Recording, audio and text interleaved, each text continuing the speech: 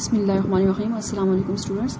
आज हमने अपना बायो में नेक्स्ट फाइलम स्टार्ट करना है, दैट इज़ द फाइलम नीमाटोडा। हमने नीमाटोडा के बारे में पढ़ना है कि नीमाटोडा में कौन से टाइप के ऑर्गेनिजम्स आते हैं, उनके बॉडी फीचर्स क्या हैं, उनके बॉडी सिस्टम्स के फीचर्स क्या हैं, वो किस तरीके से काम करते हैं, किस तरीके से अपने फंक्शन परफॉर्म करते हैं। तो फाइलम नीमाटोडा के बारे में अगर हम बात करें तो फाइलम नीमाटोडा में जो ऑर्गेनिज्म आते हैं वो सारे राउंड वर्म्स होते हैं। राउंड वर्म्स हमने इनको इसलिए कहा है कि उनकी बॉडी जो है वो राउंड शेप में आती है, ठीक है, इलोंगेटेड होते हैं और वॉर्म लाइक स्ट्रक्चर्स में आते हैं। जैसे अगर हम बात करें राउंड वर्म्स की, तो राउंड वर्म्स की जो बॉडी होती है वो हमारे पास तकरीबन इस पैटर्न पे होती है। ये इलोंगेटेड बॉडी होती है सारे ऑर्गेनिजम्स की, ठीक है, और दोनों सिरे जो ऊपर वाले होते हैं उनके बिल्कुल आपस में पिचके हुए होते हैं और सेंटर से इनकी थोड़ी बॉडी राउंड होती है। तो इस तरीके से हमने इनका नाम रखा है राउंड वर्म्स। इसका सेकंड फीचर आ जाएगा, क्योंकि हमने इलोंगेटेड बॉडी बनाई है तो हम कहेंगे इनकी बॉडी जो होती है वो इलोंगेटेड होती है, लंबी होती है और वॉर्म लाइक होती है। इलोंगेटेड वॉर्म लाइक वर्म्स होते हैं, इसलिए हम इनको राउंड वर्म्स का नाम देते हैं। इसके बाद हम बताएंगे इनका हैबिटेट, ये कहाँ पे रहते हैं। तो कुछ इनके ऑर्गेनिज्म, इस फाइलम नीमाटोडा के कुछ ग्रुप्स के ऑर्गेनिज्म जो होते हैं वो फ्री लिविंग होते हैं। फ्री लिविंग मीन खुद अपने ऊपर डिपेंडेंट होते हैं, अपनी लाइफ गुजारते हैं, और ये पानी के अंदर भी होंगे और सॉइल के अंदर भी होंगे। लेकिन कुछ ऐसे होते हैं जो पैरासाइटिक बिहेवियर शो करते हैं। पैरासाइट्स होते हैं मीन बॉडी के अंदर रहेंगे।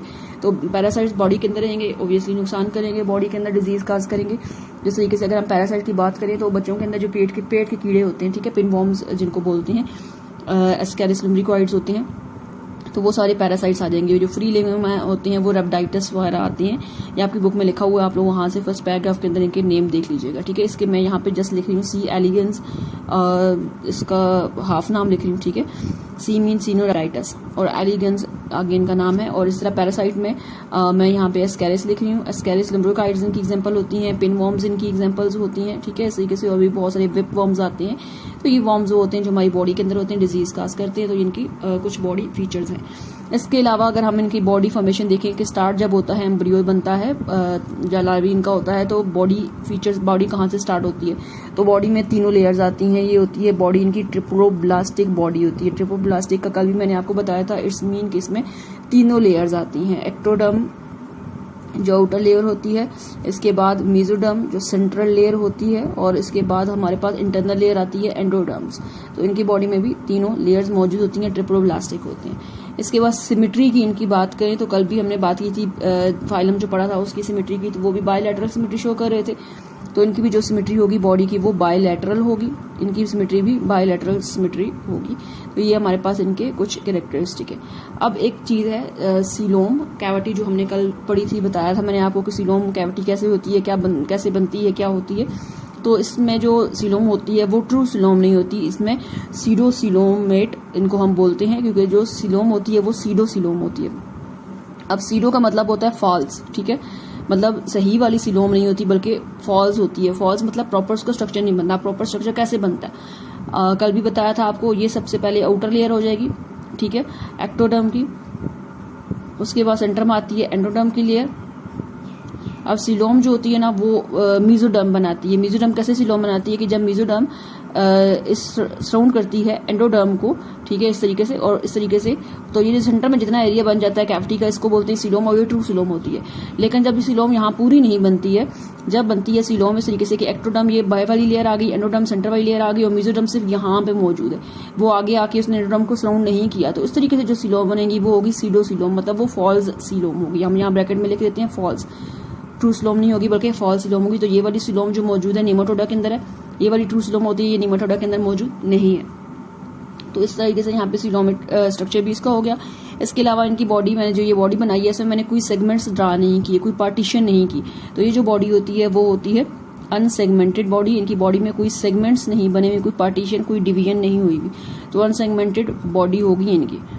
इसके बाद हम इनके बॉडी सिस्टम्स की तरफ आए तो बॉडी सिस्टम मीन इनकी बॉडी डाइजेस्टिव सिस्टम है, रेस्पिरेटरी सिस्टम है, सर्कुलेटरी सिस्टम, वो सारे सिस्टम। तो इनकी अगर हम सिस्टम की बात करें तो इसमें जो डाइजेस्टिव सिस्टम है वो बहुत ही सिंपल होता है, क्योंकि इनकी बॉडी में कोई कम्प्लेक्सिटी नहीं है, बहुत ही सिंपल सी बॉडी है। तो डाइजेस्टिव सिस्टम भी क्या होगा, सिंपल डाइजेस्टिव सिस्टम है। और इसको हम एक और नाम भी देते हैं, ठीक है, वो यहाँ मैं ब्रैकेट में लिख देती हूँ। हम ये भी कंसिडर कर सकते हैं कि tube within a tube. अब tube within a tube का क्या मतलब है। Tube within a tube का मतलब ये है कि एक तो ये है ही ट्यूब लाइक बॉडीज, ठीक है। इनकी बॉडी क्या है, ये बिल्कुल छोटी यूं बारीक की तरह से ट्यूब लाइक बॉडी है।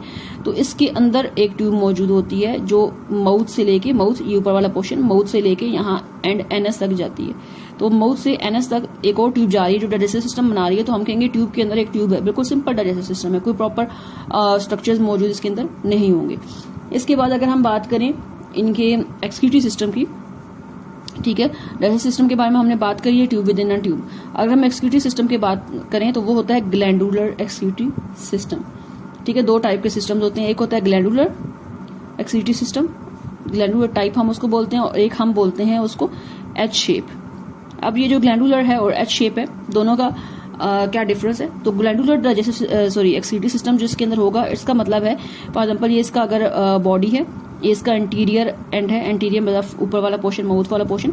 तो इसकी बॉडी के अंदर यहाँ पे यूं एक स्ट्रक्चर सा मौजूद होगा, ठीक है। इसकी यहाँ से ओपनिंग होगी आउटसाइड द एनवायरमेंट। तो यहाँ पे ये जो स्ट्रक्चर मैंने बनाया है, ये इसका एक्सक्रीटरी सिस्टम है जो कि है ग्लैंडुलर एक्सक्रीटरी सिस्टम। इसके अंदर यहाँ पे न्यूक्लियस मौजूद है, और ये एक्सक्रीटरी सिस्टम क्या करेगा, ये इसकी पूरी बॉडी से वेस्ट इकट्ठा करेगा, और वेस्ट इकट्ठा करेगा अपनी इस ट्यूब के जरिए से बाहर निकाल देगा बॉडी से।